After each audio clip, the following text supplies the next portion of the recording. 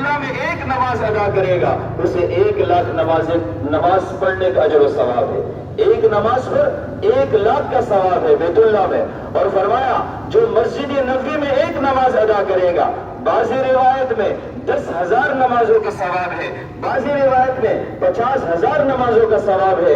اور اسی طرح مسجد اقصی میں نبی کریم صلی اللہ علیہ وسلم نے ارشاد فرمایا جو مسجد اقصی میں ایک نماز ادا کرے گا، ایک روایت میں 1,000 نمازوں کا ثواب ہے، دوسری روایت میں 10,000 نمازوں کا ثواب ہے، تیسری روایت میں اللہ کے نبی نے فرمایا ایک نماز پر 50,000 نمازوں کا ثواب ہے. لیکن عزیزان محترم، اسی مسجد میں آج مسلمانوں کو نماز پڑھنے کی اجازت نہیں.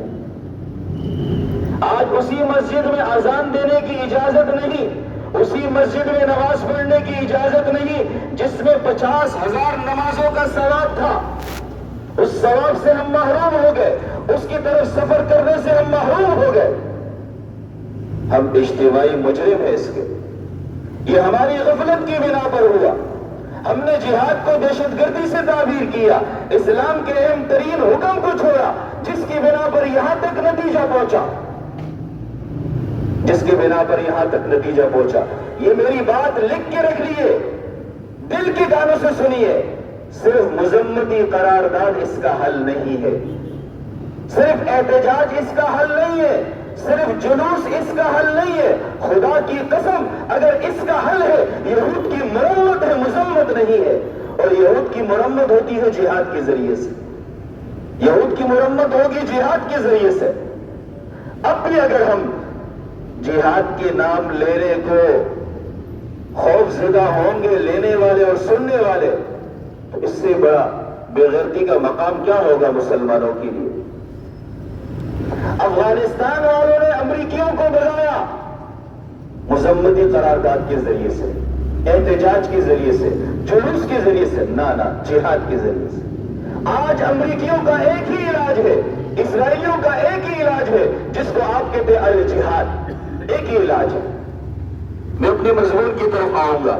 نبی کریم صلی اللہ علیہ وسلم نے ارشاد فرمایا کہ بیت اللہ میں نماز پڑھنے پر 1,00,000 نمازوں کا ثواب ہے، اور مسجد نبوی میں نماز پڑھنے پر 50,000 کا ثواب ہے، مسجد اقصی میں نماز پڑھنے پر 50,000 کا ثواب ہے.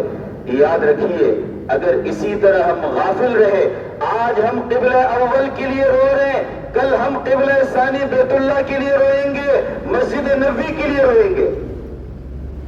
اگر یہی غفلت کا مظاہرہ میں نے اور آپ نے کیا، عالم اسلام کے مسلمانوں نے کیا، کل یہ بیت اللہ ہمارے ہاتھ سے جائے گا، مسجد نبوی ہمارے ہاتھ سے جائے گا، کل اس کے لیے بھی روئیں گے، کل اس کے لیے بھی روئیں گے.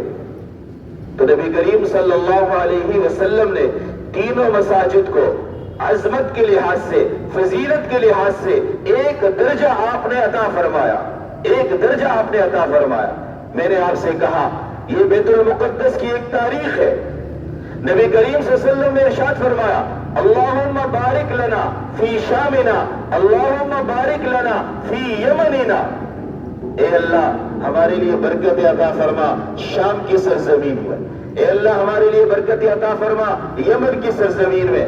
اللہ کے نبی نے یہی دعا مدینہ منورہ کے لیے بھی کی تھی، یہی دعا اللہ کے نبی نے مدینہ منورہ کے لیے بھی کی تھی، یہی دعا آپ نے شام کے لیے بھی کی ہے، یہی دعا آپ نے یمن کے لیے بھی کی ہے. اور مسلمانوں کے لیے جس طرح مدینہ منورہ ایک مقدس سرزمین ہے، اسی طرح شام بھی ایک مقدس سرزمین. اللہ کے نبی نے دعا کی. آج وہ مقدس سرزمین ہمارے ہاتھوں میں نہیں، آج وہ مقدس سرزمین کافروں کے ہاتھوں میں ہے. آج مسلمانوں کو مسلمان ہونے کے ناطے زندہ جلایا جا رہا ہے، ان کے جسموں کے ٹکڑے کیے جا رہے ہیں. ہم صرف مذمت تک محدود ہو کر رہ گئے، ہم صرف مذمت تک محدود ہو کر رہ گئے. میں نے آپ سے کہا اس کا علاج مرمت ہے، مذمت نہیں. اس کا علاج مرمت ہے، مذمت نہیں ہے. ایک بیت المقدس کی ایک تاریخ ہے. اس بیت المقدس پر کئی مرتبہ مختلف لوگوں نے چڑھائی کی. کبھی یہودیوں نے چڑھائی کی، کبھی عیسائیوں نے چڑھائی کی، کبھی تاتاریوں نے چڑھائی کی. جب عیسائیوں نے چڑھائی کی اس کا مقابلہ سید صلاح الدین ایوبی نے کیا. میں نے تھوڑی دیر پہلے آپ کے سامنے ذکر کیا، ایک دن میں 70,000 مسلمان اس جنگ میں شہید ہوئے جس کے نتیجے میں بیت المقدس فتح ہوا تھا، اور صلاح الدین ایوبی نے عجیب انداز سے بیت المقدس میں آپ داخل ہوئے، مسجد اقصی میں آپ داخل ہوئے، ایک مسلمان پر ایک عیسائی فوجی اس کے سر پر پاؤں رکھ کے اس سے کہہ رہا تھا بلاؤ نا اپنے محمد کو مدد کے لیے۔ اس وقت کیا کہا؟ بلاؤ اپنے محمد کو مدد کے لیے۔ آج بھی شامی مسلمانوں سے، فلسطینی مسلمانوں سے، ماں اور بہنوں سے، بچوں سے کہا جاتا ہے بلاؤ اپنے مسلمان بھائیوں کو، کہاں ہیں تمہارے مدد کرنے والے؟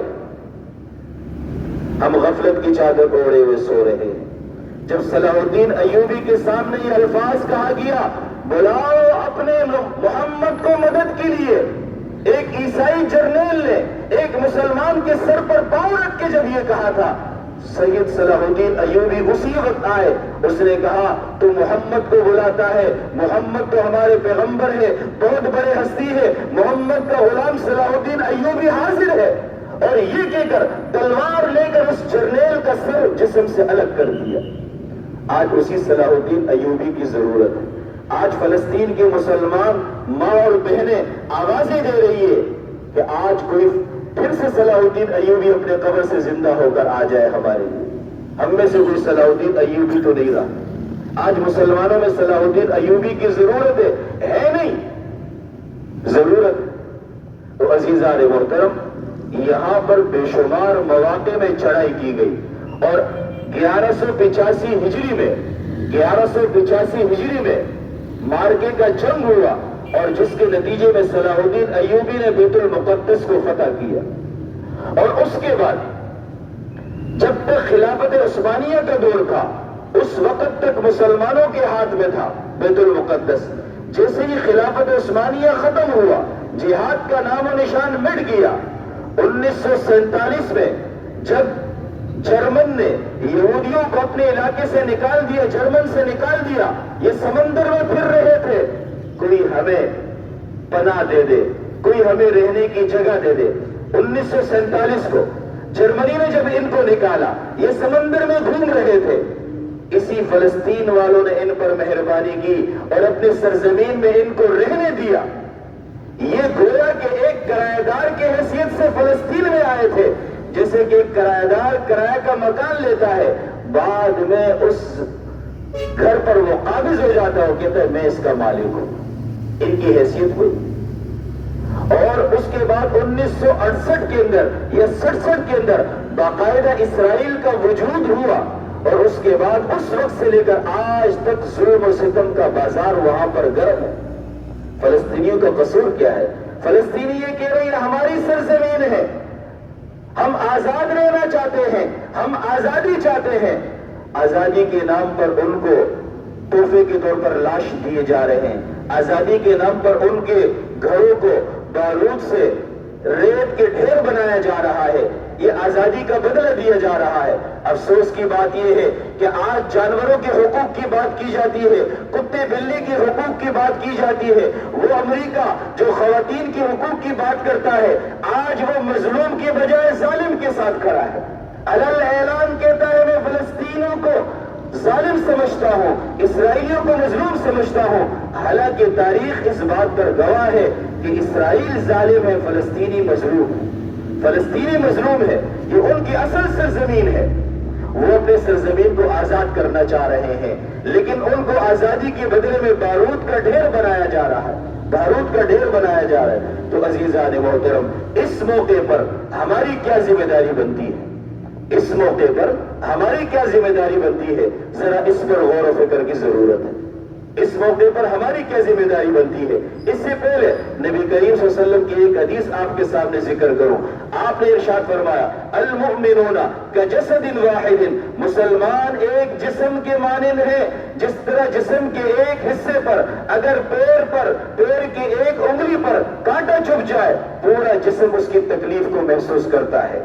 انشتکا عینہ، آپ نے فرمایا اگر کسی کی آنکھوں تو کیا تکلیف ہو، پورا جسم اس کے ساتھ جاگنے میں مصروف ہو جاتا ہے۔ اسی طرح پوری دنیا کے مسلمان ایک جسم کے مانند ہے. مشرق کے اندر اگر کسی مسلمان پر تکلیف ہے، مغرب کے مسلمانوں کو اس کا احساس کرنا چاہیے. اگر وہ احساس نہیں کرتا تو وہ مسلمان ہی نہیں ہے، پھر وہ تو مسلمان ہی نہیں ہے. ایک دوسری روایت میں عبداللہ ابن عمر رضی اللہ تعالیٰ عنہ فرماتے ہیں، نبی کریم صلی اللہ علیہ وسلم بیت اللہ کا طواف کر رہے تھے. دوران طواف عبداللہ ابن عمر رضی اللہ تعالیٰ عنہ فرماتے ہیں، نبی کریم صلی اللہ علیہ وسلم طواف کرتے ہوئے بیت اللہ کو دیکھ رہے تھے. بیت اللہ کو دیکھتے ہوئے آپ نے خطاب فرمایا، آپ نے فرمایا، اے بیت اللہ، تیری عظمت اور حرمت بہت بڑھ کر ہے، تیری عظمت اور حرمت بہت بڑھ کر ہے، اس کا کچھ ہی کہنا ہی نہیں ہے. لیکن یاد رکھو اے بیت اللہ، تیری عظمت اور حرمت سے بڑھ کر ایک مسلمان کی عزت و حرمت کئی گنا بڑھ کر ہے. تیری عظمت اور حرمت سے ایک مسلمان کی عزت اور حرمت کئی گنا بڑھ کر ہے میرے ہاں. تو مسلمانوں کی ایک بڑی حیثیت ہے اللہ کے نبی کے ہاں بھی، اللہ کے ہاں بھی. تو عزیزان محترم، ایک مسلمان کی عزت و حرمت بیت اللہ کی عزت و حرمت سے بڑھ کر ہے. آج ایک مسلمان کی عزت و حرمت کی بات نہیں، ہر طرف مسلمانوں پر ظلم ڈھایا جا رہا ہے. آپ برما کی بات کریں، آپ فلسطین کی بات کریں، آپ شام کی بات کریں، آپ کشمیر کی بات کریں، آپ سوڈان کی بات کریں، کہیں کی بھی بات کریں، ہر طرف مسلمان مظلوم ہے، ہر طرف مسلمان مظلوم ہے. فقہا فرماتے ہیں اگر ایک خاتون کو کافروں نے اغوا کر لیا، مسلمانوں کے کسی ملک کے ایک خاتون کو اغوا کر لیا کافروں نے، اپنے پاس قید کر لیا، تو اس علاقے والوں پر لازم ہے کہ وہ جہاد کرے، اپنے مسلمان بہن کو چھڑائے. یہ تو ایک خاتون کی بات کی جا رہی ہے، یہاں تو ہزاروں خاتون کی عزتوں سے کھیلا جا رہا ہے. اور آج پھر بھی ہم کہتے ہیں کہ جی مسلمانوں کو ایسا نہیں کرنا چاہیے، وہ کمزور تھے، کمزور ہو کر انہوں نے طاقتوروں کے ساتھ ٹکر لیا. کیا صحابہ کرام کمزور نہیں تھے؟ بدر کے موقع پر 313 نہیں تھے؟ انہوں نے ہزاروں کے لشکر کے ساتھ مقابلے نہیں کیا. وہی اللہ آج بھی موجود ہے جو بدر کے میدان میں 313 کو فتح یابی نصیب فرما سکتے ہیں، وہ حماس والوں کو بھی فتح یابی نصیب فرما سکتے ہیں. ضرورت اس بات کی ہے اس مشکل گھڑی میں میرا اور آپ کا کردار کیا ہے. ضرورت اس بات کی ہے، سوچنے کی ہے، اس مشکل گھڑی میں عالم اسلام کے مسلمانوں کا کردار کیا ہے. میں نے تھوڑی دیر پہلے آپ کے سامنے ذکر کیا ایسے مشکل گھڑی میں ہماری ذمہ داریاں کیا ہیں. اب ذمہ داری کو سنیے. پہلی ذمہ داری میری اور آپ کی پہلی ذمہ داری یہ ہے رجوع الی اللہ، اللہ کی طرف رجوع کرنا، اللہ سے رو رو کر مانگنا. اگر آپ کے گھر میں آپ کا بچہ تڑپ رہا ہو، بیمار ہو، آپ کیا کرتے ہو؟ اللہ سے رو رو کر مانگتے ہو نا. عالم اسلام کے لاکھوں بچے تڑپ رہے ہیں، لاکھوں ماں اور بہنوں کی عزتوں سے کھیلا جا رہا ہے. تو مجھے اور آپ کو رو رو کر ایسے ہی رو رو کر اللہ سے مانگنا چاہیے جیسے ہم اپنے بچوں کے لیے مانگتے ہیں، جیسے اپنی خواتین کے لیے مانگتے ہیں. رجوع الی اللہ. علماء فرماتے ہیں نماز فجر میں قنوت نازلہ کا اہتمام. نبی کریم صلی اللہ علیہ وسلم پر جب بھی مشکل موقع آیا، آپ نے صحابہ کرام کو قنوت نازلہ کی صورت میں نماز فجر میں اجتماعی دعا کی، مسلمانوں کے لیے اور کافروں کے لیے اجتماعی دعا کی. پہلی ذمہ داری میری اور آپ کی ذمہ داری یہ ہے کہ ہم رجوع الی اللہ، اللہ کی طرف رجوع کریں اور اللہ سے یوں کہے کہ میرے اللہ، یہ شاید میرے گناہوں کی وجہ سے فلسطین کے مسلمانوں کو اذیت دی جا رہی ہے، میرے گناہوں کو معاف فرما، ان کے حال پر رحم فرما، وہاں کی مجاہدین کو کامیابی سے ہمکنار فرما.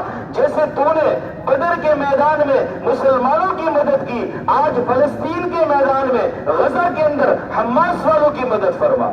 اس انداز میں ہم رو رو کر دعا کریں. یہ پہلی ذمہ داری ہے ہماری. دوسری ذمہ داری تدبیر سے کام لینا ہے، یعنی جوش پر ہوش غالب ہونا چاہیے. ایسا نہ ہو جوش میں آ کر کوئی ایسا کام کر بیٹھے. جوش پر ہوش غالب ہونا چاہیے، تدبیر سے کام لے. اور تدبیر کی بہترین صورت یہ ہے اسرائیل اور جو یہود و نصارہ ہے ان کے جو مصنوعات ہے اس کے ہم بائیکاٹ کریں. اب وہ آپ کو معلوم ہے وہ کون کون کے ان کے مصنوعات وہ کون کون سے ہے، اس کا آپ معلوم کر لیں ان کی مصنوعات کا بائیکاٹ کرے، ان کو معاشی لحاظ سے کمزور کرے، وہ آپ کے اور میرے پیسوں سے ہمارے مسلمان بھائیوں پر بمباری کرتے ہیں، وہ آپ کے اور میرے پیسوں سے ہم پر عیاشیاں کرتے ہیں، ہم پر حکمران بنے بیٹھے ہیں۔ دوسری ذمہ داری یہ ہے، غیرت ایمانی کا تقاضا یہ ہے کہ ہم ان کی مصنوعات کا بائیکاٹ کریں۔ تیسری ذمہ داری یہ ہے، اس وقت ہم اپنے سارے اختلافات بلا کر امت واحدہ بن جائے۔ آج ہم نے کافروں کے اپنے پر جو شیر بنایا، آپس کے اختلافات کی بنا پر، آپس کے انتشار کی بنا پر، عرب والے بھی اپنے اپنے ملک کے لحاظ سے تقسیم ہو گئے، ہم لسانی لحاظ سے تقسیم ہو گئے، ہم فرقہ واریت کے لحاظ سے تقسیم ہو گئے، مسلک کے لحاظ سے تقسیم ہو گئے۔ یہ اختلاف کا موقع نہیں ہے، اتحاد کا موقع ہے۔ عالم اسلام کو متحد ہونا پڑے گا کافروں کے مقابلے میں، جس طرح آج کافر مسلمانوں کے خلاف متحد ہو چکے ہیں۔ تیسری اور اہم ترین ذمہ داری یہ ہے، آپس کے اختلاف کو بلا کر ہم سب ایک ہو جائے، کافروں کے مقابلے میں وحدت کا مظاہرہ کرے۔ وحدت کا تقاضا یہ ہے، یہ تیسری ذمہ داری ہے۔ چوتھی ذمہ داری یہ ہے، عزیزان محترم، ان مظلوم مسلمانوں کے ساتھ مالی مدد کرے، ادویات کی صورت میں، راشن کی صورت میں، اسلحے کی صورت میں ان کی مالی مدد کرے۔ جو پہنچانے والے لوگ ہیں، جو ذرائع ان تک پہنچا سکتے ہیں، ان کی صحیح تحقیق کر کے ان تک آپ نے مالی مدد پہنچائے۔ اگر آپ 2 روٹی کھاتے ہیں، آج 1 روٹی کھائیں، 1 روٹی مظلوم مسلمانوں کے لیے وقف کر دیجیے۔ آپ اچھا پہنتے ہیں، ذرا کمزور پہنے، وہ پیسے بچا کر اپنے مظلوم مسلمان بھائیوں کی طرف بھیجیں۔ وہ بھوکے پیاسے مر رہے ہیں، بائیکاٹ پوری دنیا نے ان کا کیا، اور ہم عیاشیاں کرتے پھرے، ہم عیاشیاں کرتے پھرے۔ اس سے بڑی بے غیرتی کیا ہوگی؟ تو تیسری اور چوتھی اہم ترین ذمہ داری یہ ہے، مالی لحاظ سے ہم ان کی مدد کریں۔ جو ذرائع ہیں، جو مستند ذرائع ہیں، ان کو تلاش کر کے اپنی مالی مدد ان تک پہنچائے۔ میں نے آپ سے کہا، چھوٹی سی مثال، آپ 2 روٹی کھاتے ہیں، ان مظلوم مسلمانوں کی خاطر آج 1 روٹی کھائیں، وہ 1 روٹی کا پیسہ وہاں پر جمع کرائے۔ ہر آدمی اپنی استعداد کے مطابق، اپنی حیثیت کے مطابق وہ ان کی مدد کرے۔ یہ چوتھی ذمہ داری یہ ہے۔ اور 5ویں ذمہ داری یہ ہے، ہر فورم پر، ہر مقام پر، چاہے وہ سوشل میڈیا ہو، الیکٹرانک میڈیا ہو، پرنٹ میڈیا ہو، ہر جگہ اس ظالم کے خلاف آواز کو بلند کرے، مظلوم کی حمایت کی تدبیر کرے۔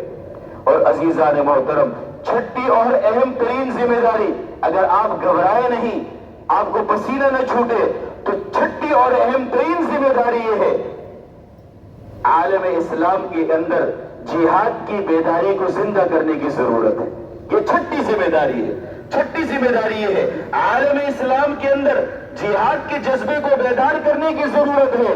میں نے آپ سے کہا، ان کافروں کا علاج آپ کی تسبیح نہیں ہے، ان کافروں کا علاج آپ کے نمازیں نہیں ہیں، ان کافروں کا علاج آپ کی دعائیں نہیں ہے۔ ٹھیک ہے، دعائیں آپ ضرور کریں، یہ مومن کے لیے ہتھیار ضرور ہے، لیکن صحیح معنوں میں اگر کافر ڈرتے ہیں، وہ آپ کے ہاتھ میں اسلحہ آنے سے ڈرتے ہیں۔ وہ چاہتا ہے مسلمان مردوں کے ہاتھ میں، مسلمان نوجوانوں کے ہاتھ میں اسلحہ نہ آ جائے، تلوار نہ آ جائے۔ سب سے زیادہ وہ خوفزدہ اس بات سے ہے۔ میں سمجھتا ہوں وقت کی اہم ترین ضرورت ہے، چھٹی اہم ترین ضرورت ہے کہ جذبہ جہاد کو بیدار کیا جائے۔ اگر ہمیں موقع ملے، زمینی راستہ ملے، کوئی موقع ایسا مل جائے، تو ہم بھی اپنے فلسطینی بھائیوں کے ساتھ شانہ بشانہ جا کر لڑیں۔ یہ اہم ترین علاج ہے، وقت کی ضرورت ہے۔ اللہ تبارک و تعالی ان باتوں پر ہم سب کو عمل کرنے کی توفیق مرحمت فرمائے۔